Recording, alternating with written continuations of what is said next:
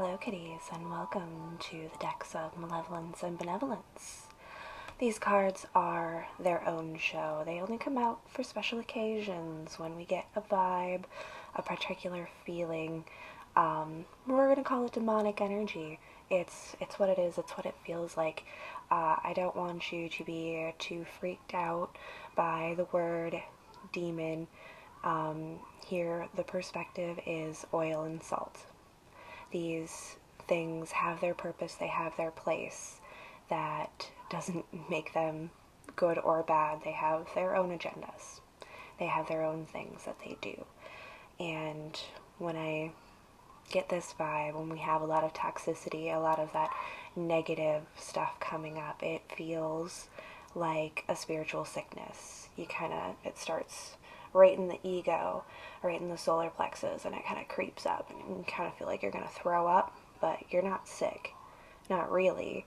It's just your spiritual reaction to this particular flavor of energies. So that's why we have these decks. That's why we pull them out when we need them. We're doing shadow work, obviously. Sometimes we're going to trip and trigger things that are deep-rooted, darkly influenced energies. And that is kind of the way that I view demons. I've never seen anybody possessed by a demon, but I have seen people influenced by demonic energies. And that in itself, like, the idea of possession really kind of takes your own personal accountability out of the equation, because you say, like, oh, a demon took over my body. It wasn't me who did all those terrible, horrible things. It couldn't have ever been me. It was this demon. But from my perspective, it seems more like the demon is just influencing a person to act in their own dark nature, and that puts all of the accountability back on you. And that's the way magic works, after all. So, if you are feeling these energies, just remember that you still have a choice in this. You can choose to not participate in these thoughts and feelings that are bubbling up inside of you. You can choose to do something different, and that is why we bring out angels and demons in these particular situations, because that is a language that people understand, and we're going to communicate. So, first off, my dear Scorpios, you have been called by these cards. We've got some very toxic situations going on in our home space, in that place that we thought that we were going to be settled forever, and everything was going to be hunky-dory, happily ever after. Didn't go that way. We have some positive messages, some good things that were going on in the read as well. There are definitely people that you can lean on emotionally and physically and spiritually, and you have the ability to build yourself back from this situation. But what we're going to do is, first we're going to call in a couple of angels. An angel, sometimes more than one, comes out to guide us, to watch over our read as we continue, and then we're going to get into the demons, and then we'll pull out some more angels, and it's a whole thing. It's fun. Let's get into it. Should have been shuffling these, but chit chat, the whole story, whole shebang. These guys haven't come out very often yet. These cards are so pretty. I'm just like terrified to bend them. It's gorgeous. Gold lining on them. Beautiful cards.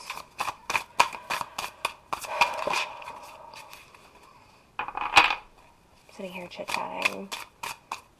Not focusing on bringing in the energies, am I? They're coming in.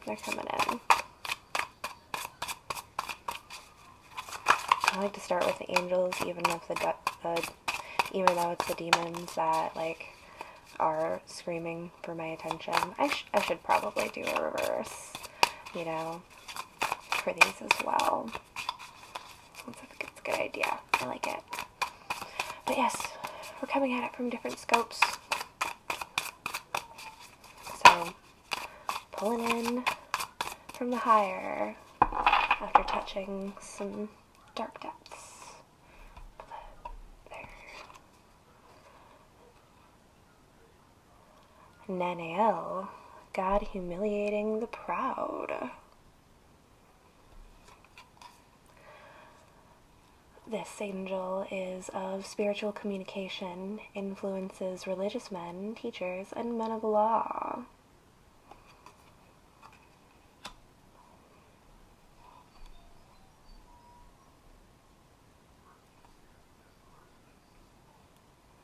Just trying to pick up some vibes from this card. He's a Ten of Wands. I haven't seen him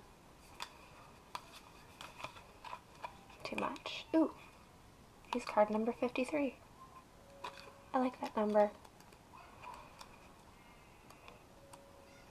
See if I can get a little bit more on him.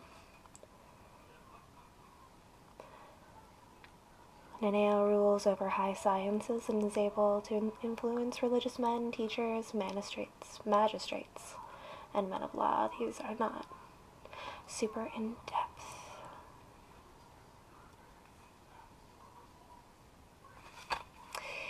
Yeah, that's what I'm kind of getting from this, is an angel to watch over court proceedings.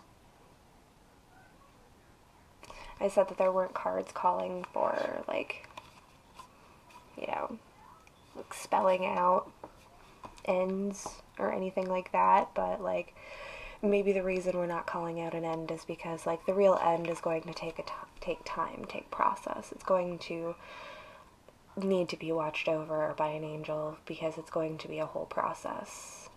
Actually, this is a perfectly fitting time to get into my analogy that I have recently been developing in my Each One Teach One class.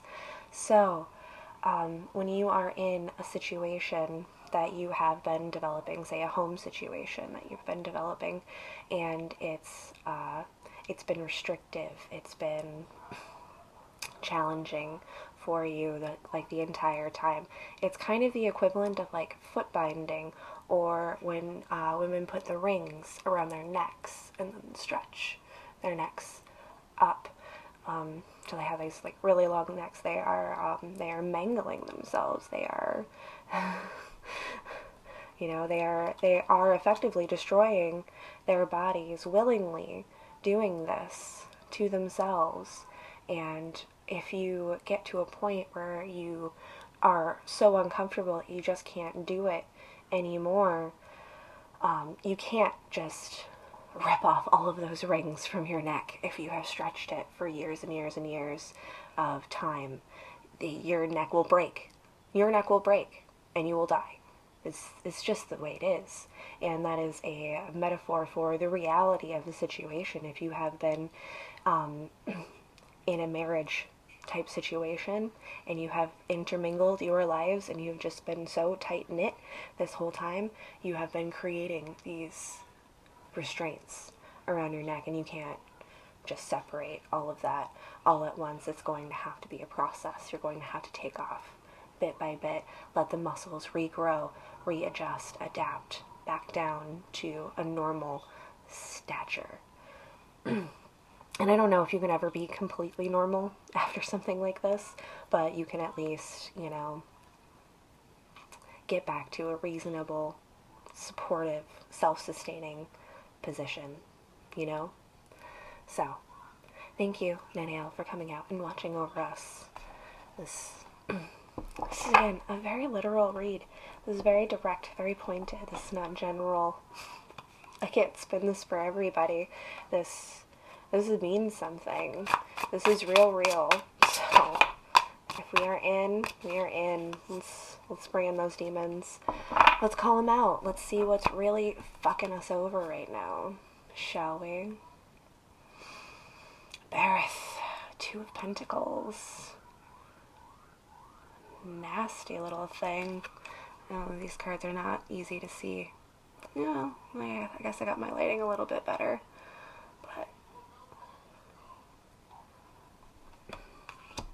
the Venus card.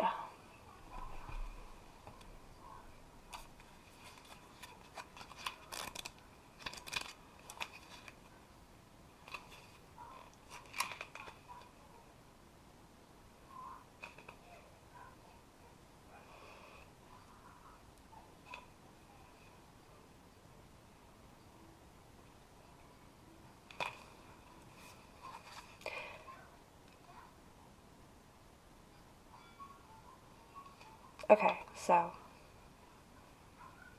Two of Pentacles aside, the thing that's pulling out the most for me out of this demon is that Venus, that balance, that scales. That's the interpretation in here, even, is equilibrium. So the balance of the scales in love, that's kind of a even matched perfect weight here. Honestly, putting them toe to toe. Dark versus light, right versus wrong. Don't ever forget to account for the rule of 3. There is also yourself, of your highest self, of your lowest self, of their highest self, of their lowest self. In between sits your meat suit. That is the you that is here right now, navigating these lessons, these experiences in life. You are the deciding factor. You are the judge in your own life. Which side you give power to is the side that will win. Remember that you are magic. Your thoughts will manifest. So again, rather than focusing in and allowing the weight of these dark and negative influences that we have here, rather than letting that weight pull us down to the depths, let's gather the few cups that we have, the little bit of spirit that we have left, and put it to work. For our highest good, for our best purpose. Oh, they have me there. So simple for such a potent energy. But I don't want to get into your legal battle. That's in the future, right? We'll get into that later. I'm sure we'll pull cards for it. Sorry, guys. Alright, do we have another angel even? No, I don't. They're perfectly balanced today. Not that they don't eventually come out, even, pretty even. No, they've come out a little bit, one-sided or weighted more on the other one side or another before, but usually I have to do a whole war with these guys. They really fight it out on the table here for me, but they're not doing that today. It's cut and dry. It's very simple. You know what to do. Like I said in the original source here, the original video. Hopefully you went back and saw that first. If you're just catching this and you're like, what the heck's going on? You can get a little bit more in depth with our full moon Scorpio read that called such drama to the table. But we are in perfect balance. We have 3 cards under the weight of this legal battle on each side. And 3, 4, and 4, 4. We're evenly matched. Dark versus light, right versus wrong. Don't forget to weigh it on the mortal scale. Beautiful. Fantastic. Alright. I think we can get into our oracle now. We're going to do a Halloween oracle. We did it for Pisces. We might as well give everybody a little Halloweenies. It's fall season. I got them. Why not? I think we got it all out on the table now. I feel better. Do you feel better? My whole energy has lifted. Just having the understanding of what this is. Because I'm just walking into this blind. I'm pulling cards and hearing things in my head. heck is going on, right? Oh, I feel good. I feel good. Halloween oracle for our harvest season, for the end of the summer. What do we have for Scorpios? We've got a long journey ahead. Let's give them a good message.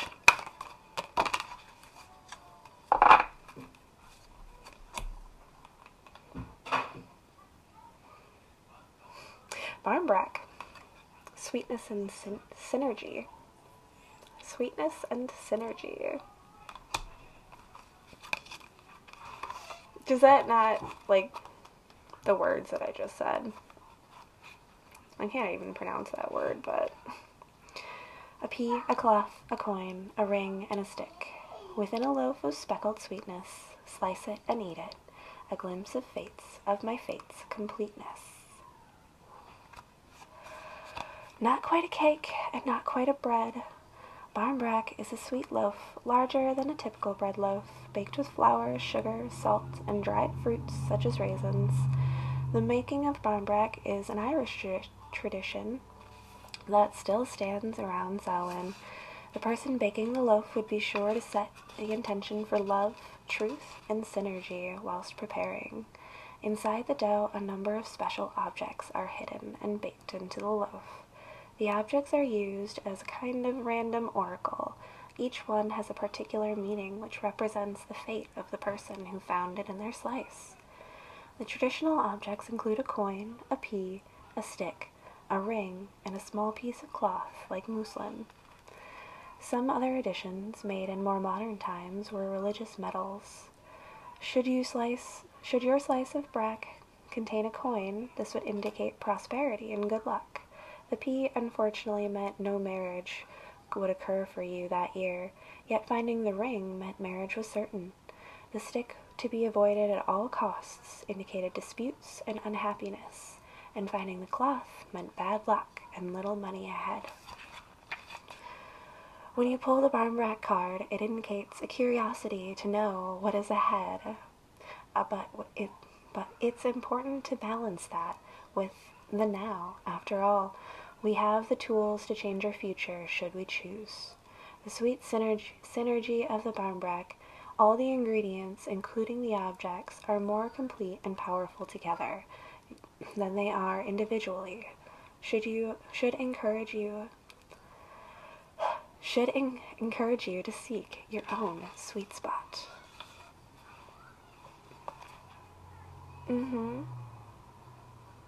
Yeah. Cherish the sweet moments in life.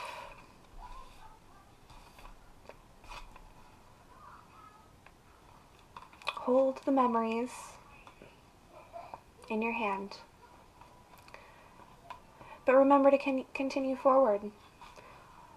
Luck and fate twist and turn. The wheel continues to move so that we can continue to progress. We're at the bottom of the wheel now, so we can get back to the top, because when we get back to the top, we're going to be in a whole new place, in a whole new situation. It's going to be a brand new world ahead of us. We've got a lot going on. Indulge in the sweet, quiet moments while you have them. Remember that all of life is a circle. We sway, we rock, we move, we change, we grow. Bad things are going to happen. Bad energies are going to come. That doesn't always have to mean complete and utter desolation. That can bring you new hope and new life. It could simply be clearing a space. Thank you, Scorpios, and have a fantastic full moon.